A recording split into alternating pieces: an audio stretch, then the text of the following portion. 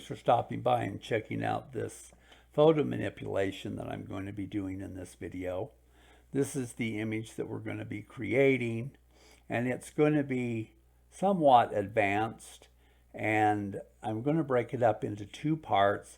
The first is creating the skeleton, cowboy, and horse, and then the second part will be creating the background and adding the cowboy to the background.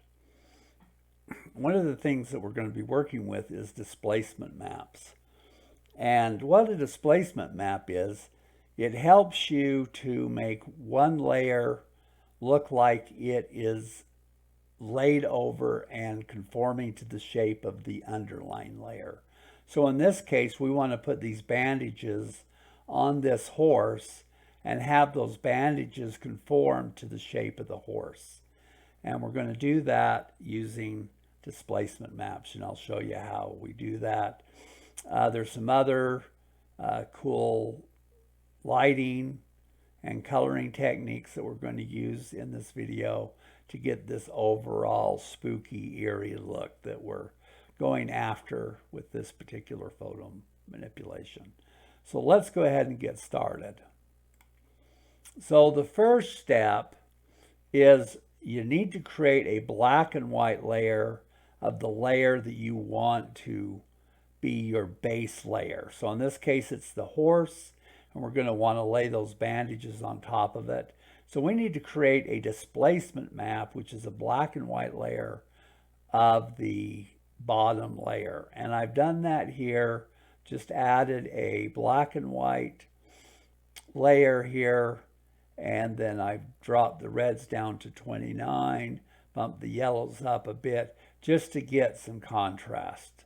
The better contrast you have, the better that this effect does. And then I just masked out the cowboy. One reason is we're not going to do any displacement maps with him. And I want to actually use this black horse with the photo manipulation. So this is going to become our layer that we're going to be building the photo manipulation around. So what we're going to do is, once you got it to this point, come up to Image, Mode. Make sure this is a 8-bit per channel. If it's one of the others, it doesn't work. Displacement maps only work for 8-bit. If it's 16 or 32-bit, just click on this and Photoshop will convert the document, okay? So once you've done that, just File, Save As, and I've already just saved this, so I'm not going to save it again. And then what we want to do is, this now becomes our displacement map. Now what we're going to do is we want to create another, in this case, duplicate layer. So I'm going to go File, Save As.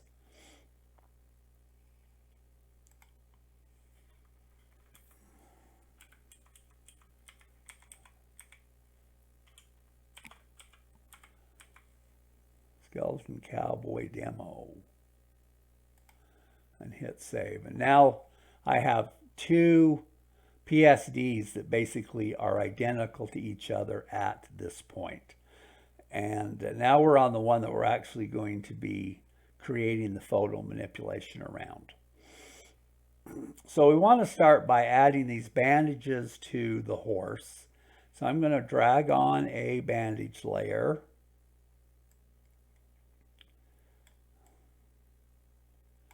And I'm going to shrink it up a bit.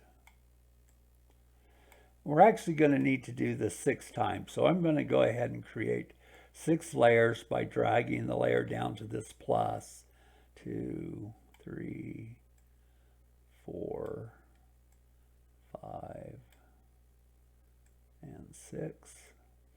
Okay, now I'm going to select the top layer, and I'm going to hit Control T to select it, and then I'm going to bring it down here towards the horse's face and bend it. And then this is where we're going to use the displacement map. So we're going to go up here to Filter, Blur, no, Distort, Displace, and then I'm going to bump this up to 20. This controls how much the top layer contorts or conforms to the bottom layer. And I'm going to bust that up to 20. And then I'm going to select our displacement layer. And you'll see how that bends that to conform to the shape. Now what I'm going to do is I'm going to add a mask. I'm going to drop the opacity. Make sure this is set to black. Make sure I have a black brush. This is set to 100. And then we'll just start shaping that to the part of the horse that we want to have these bandages on.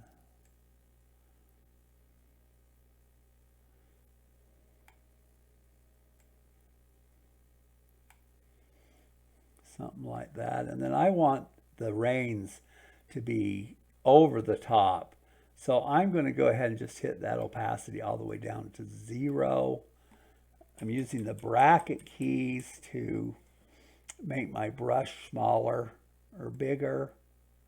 And then I'm just going to trace these bridles pieces and mask them out.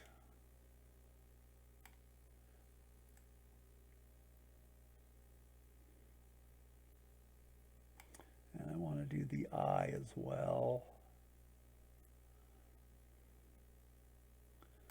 Okay, and then let's bring that back up and see how well that worked. That looks really good. Now what I'm going to do is I'm going to drop the hardness here and just going to kind of shape this just a little more and give it a little more of a feathered edge than what that initial masking did.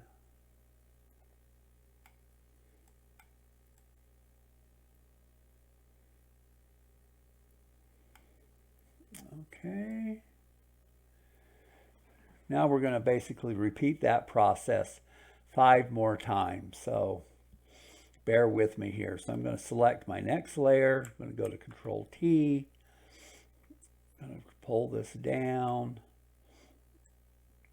Make it a bit smaller. I'm going to right click and hit distort and squish it a bit.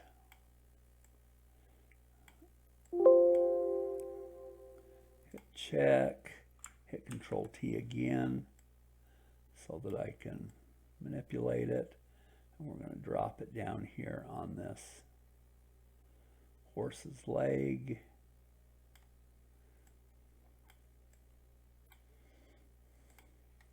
Add a mask,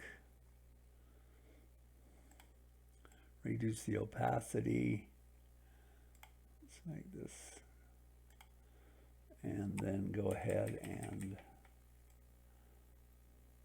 mask that away. And I don't mind using the softer brush with this now because I don't have any real hard edges that I want to follow. So something about like that. Bump that up again. Repeat the process. Hit Control T. Pull that down. Do Control or right click distort. Check. Hit Control T again. Just going to rotate that around.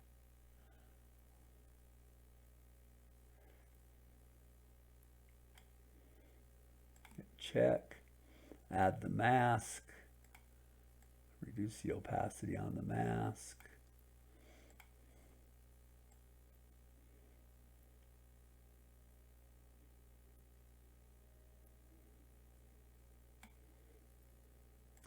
Then bump that opacity back up. Looks like I need to hit that a little more. Okay. Next one, same thing. Control T. Bring that down. I'm going to right click, hit distort. Check. Hit Control T again. Bring it back here onto this back leg. Hit check. Add a mask. Drop the opacity.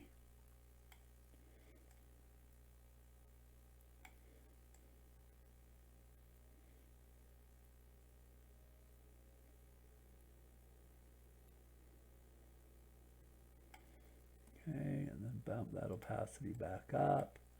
And the same thing here.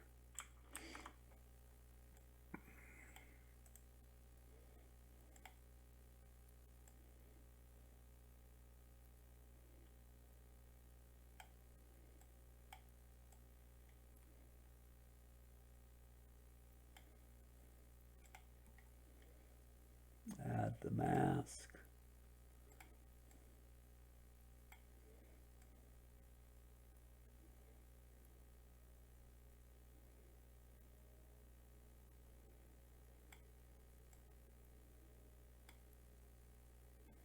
And then bump that opacity back up. And now one more time here. And I actually want to make this bigger.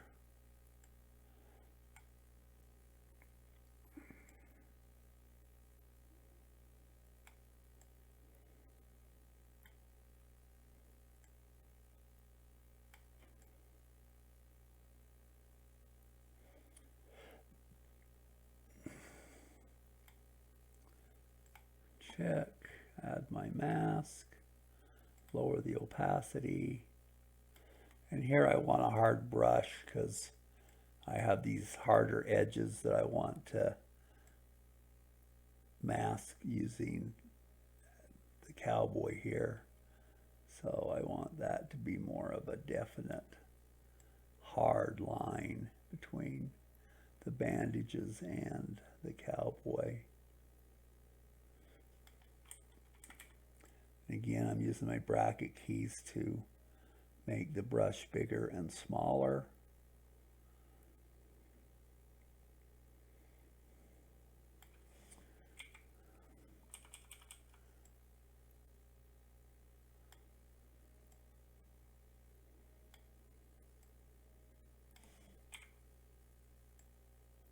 And I'm toggling back and forth the color to add and subtract the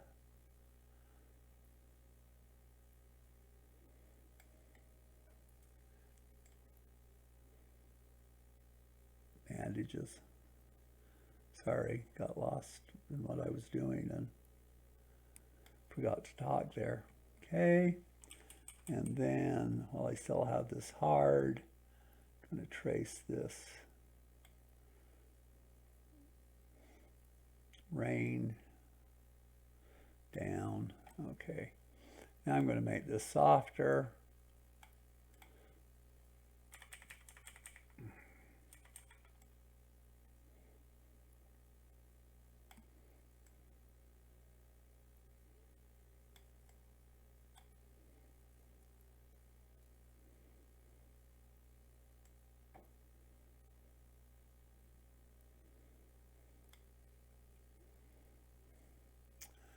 And that looks pretty good.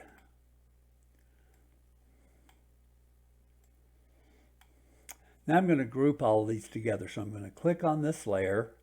I'm going to hit Shift and click on the bottom layer. And then I'm going to go Control G to group all of these together into a folder. And I'll just call these wraps. Okay. And then I'm going to lower the opacity probably down to about 70. And that actually helps the look of this conforming a little bit better too, with lowering that opacity to make some of that bottom layer bleed through a little more. Actually, I think I'll drop that down to 60.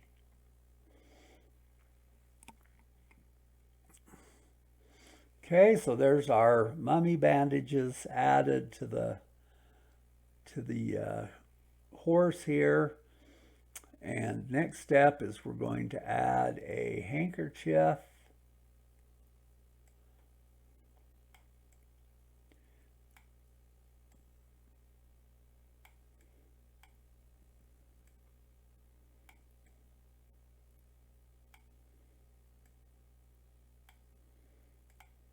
Check, and now we're going to add the skeleton face here. And I'm going to reduce the opacity on that because I want to get the eyes lined up.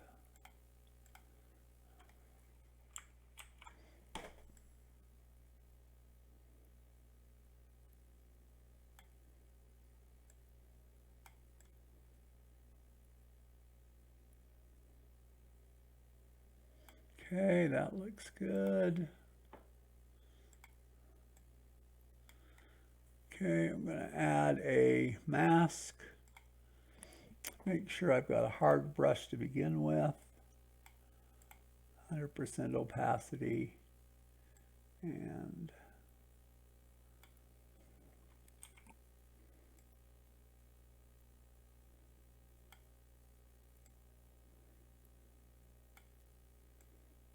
okay, and now I'm going to drop this hardness because I want the transition between the skull and the hair to have a more feathered look to it.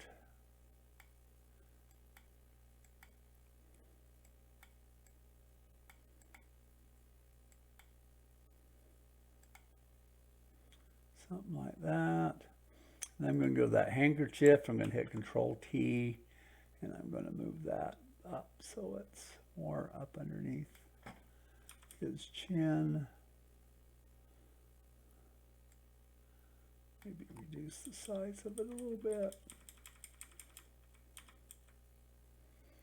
Check. And now while I'm that layer, I want to add a drop shadow. So I'm going to right click, go to blending options,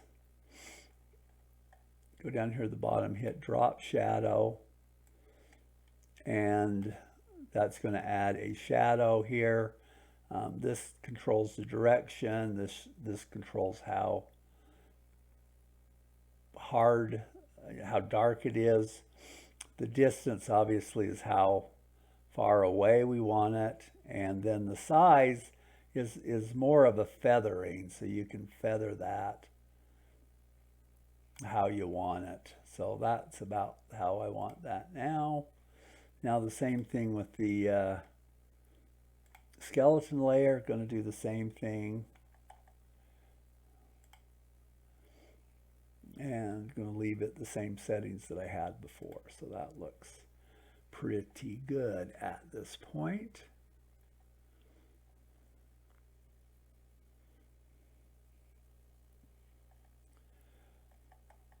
So that is our cowboy created with the displacement map. And I'm going to end this video here and then continue on with part 2. So I hope you've enjoyed this up to this point, and I hope that you'll continue watching this with part 2. Thanks again.